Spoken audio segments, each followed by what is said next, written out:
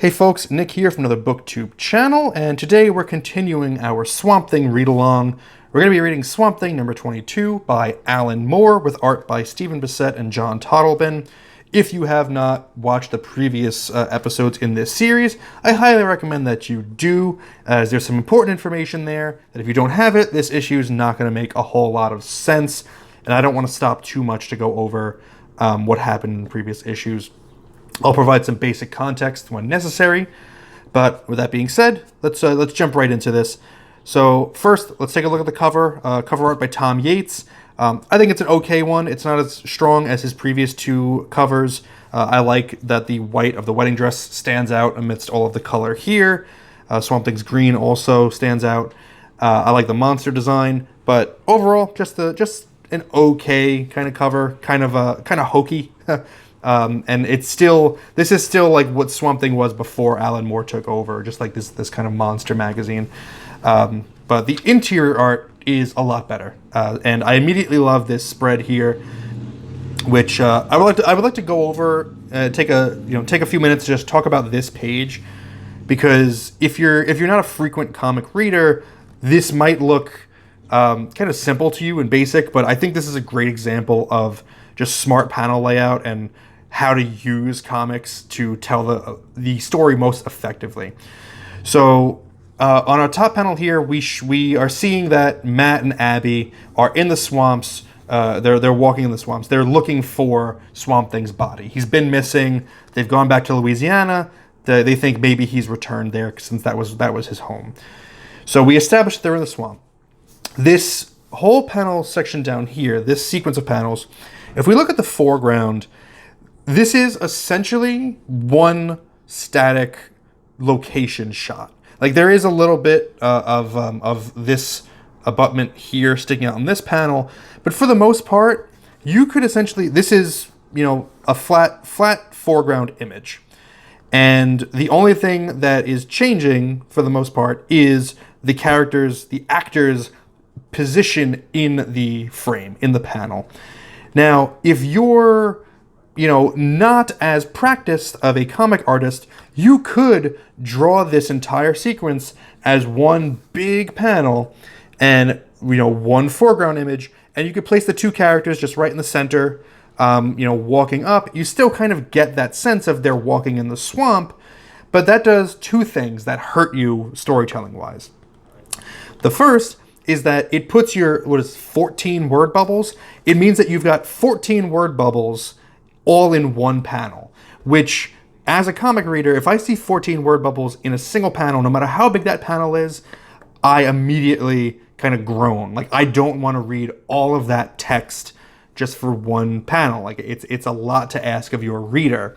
You also trick your brain into thinking that you're not making any progress because you only have one static image, and even though there's a lot of words happening, it's almost like you're walking in quicksand. Like there's no actual progress being made because the characters aren't moving, there's no movement of images, so it's just static. And I know that this is itself static, this is obviously not a movie, but you can create the illusion of movement, and that's what these tall panels do.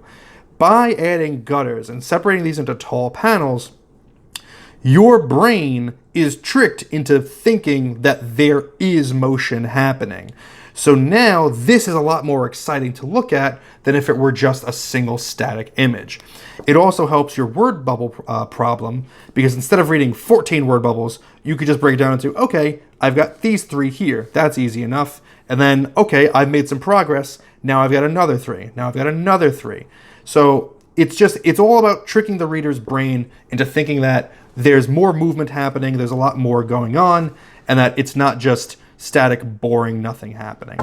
So that's a quick comic 101 for maybe those who aren't so savvy. But let's move on with the actual comic. So they're looking for Swamp Thing, and they found his body. Here he is. He is completely despondent. He is rooted to the swamp, as Abby says.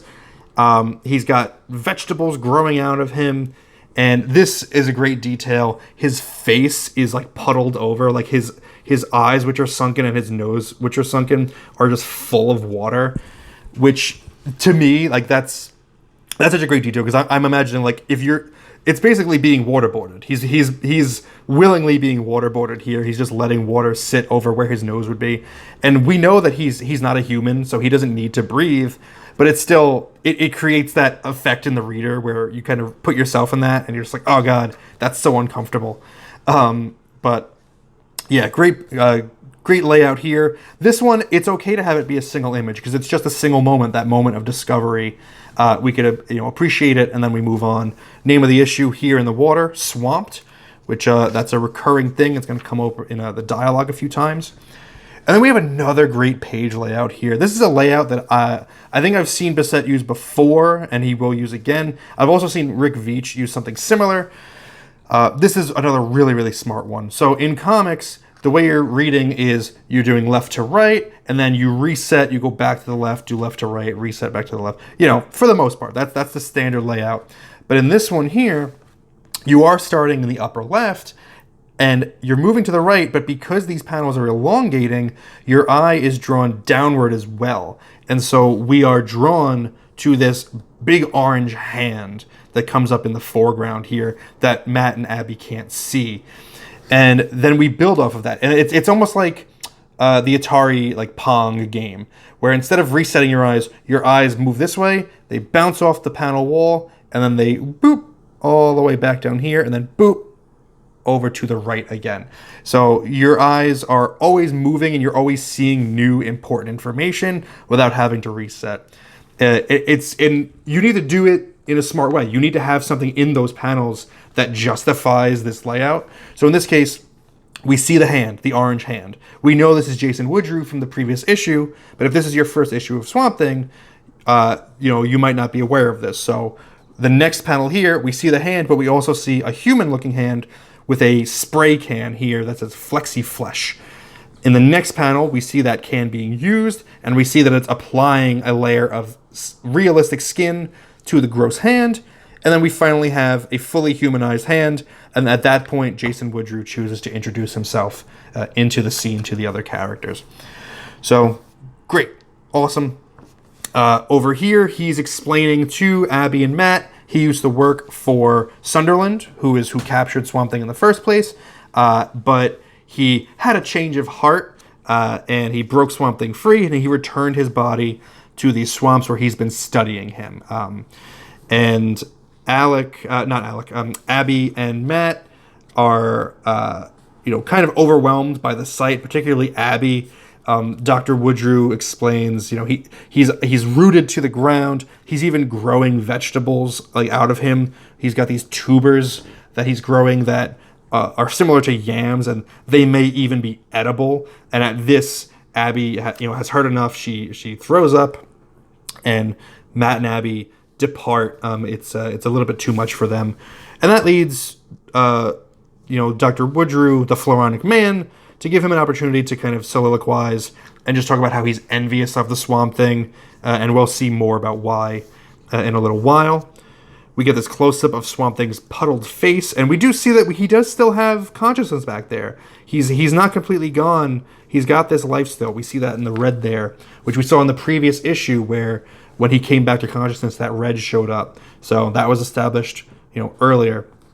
And we move into a dream sequence, and this dream sequence continues throughout the issue, and it's basically all of the information that we've learned about Swamp Thing and Alec Holland and their past, stitched together in a nightmare version of events. In this case, it's his marriage to Linda, which ends with her death. It's his transformation into the Swamp Thing, which leaves him completely empty of Alec Holland, and he's all that's left is the plant monster.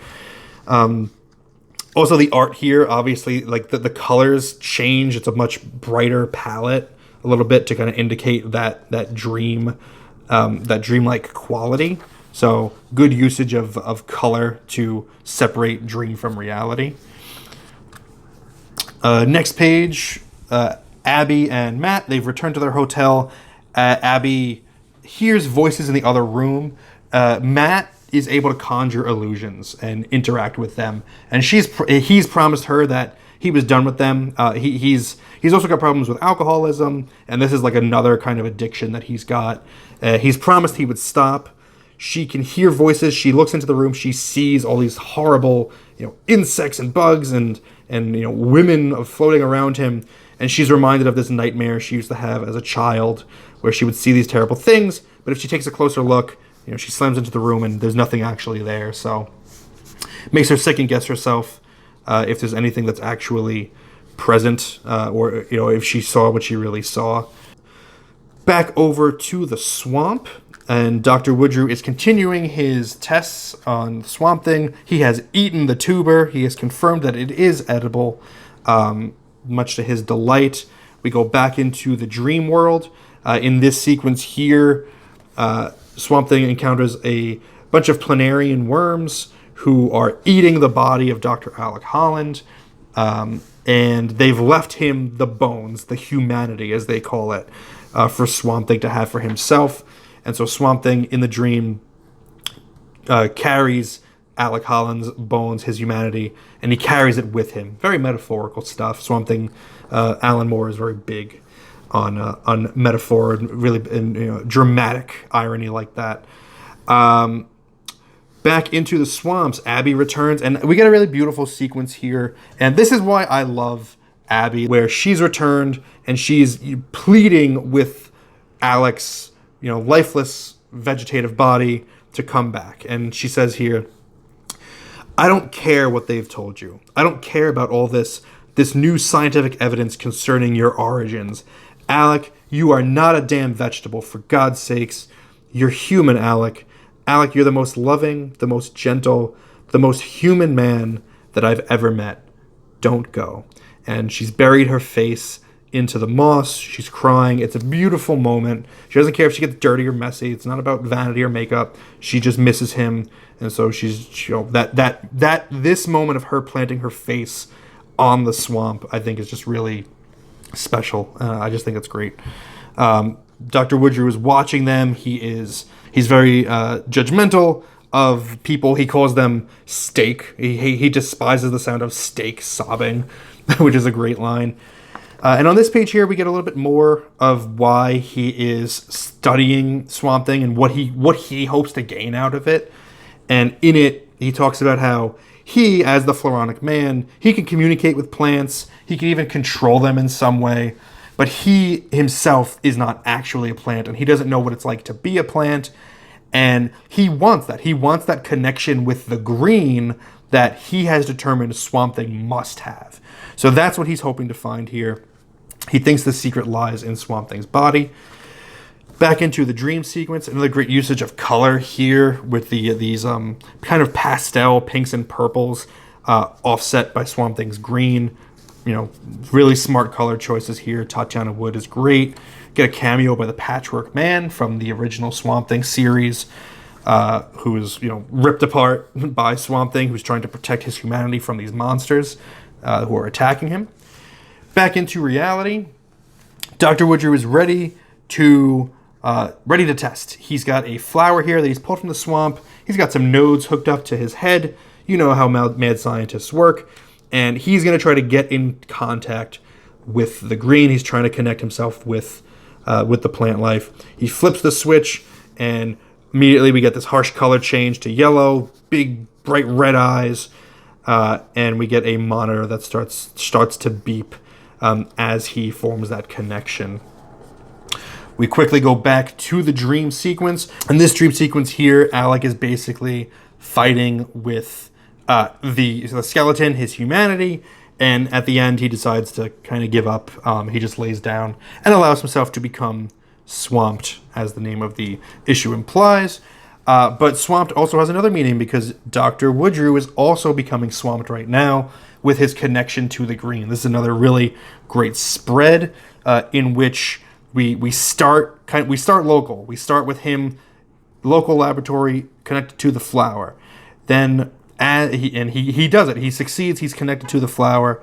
But then it pans out a little bit. It pushes outward. He senses he's connected to the grass outside. He's connected to the trees. But then he realizes, wait, what trees are these that I'm feeling? He says redwoods. He senses this, even though he's presently in Louisiana, he can feel a redwood tree all the way in Northern California. He can also feel poppies on the slopes of Alaska. He's drifting into seaweed off Samoa. He's somewhere in Russia. He's in the fields of Africa. And as it's progressing, he's becoming less and less human. It's just his eyes remaining as he's just spreading out into this world of green. And we could see the monitor is starting to go crazy on him until Shrek, he rips the nodes off of his head. He pulls himself out of the green because it's becoming too much for him. And he literally rips the flesh from his skin. Obviously he's ripping the last of the humanity that was left in him to pieces so that all that's left is the Floronic Man. And he runs out into the night screaming, punctuated by this long E all the way down the side of the page. We flip, and at the very end here, the Floronic Man returns to the swamps. He's continuing to scream. He's still overwhelmed by the green. He's hearing what they're hearing. He's feeling what they're feeling.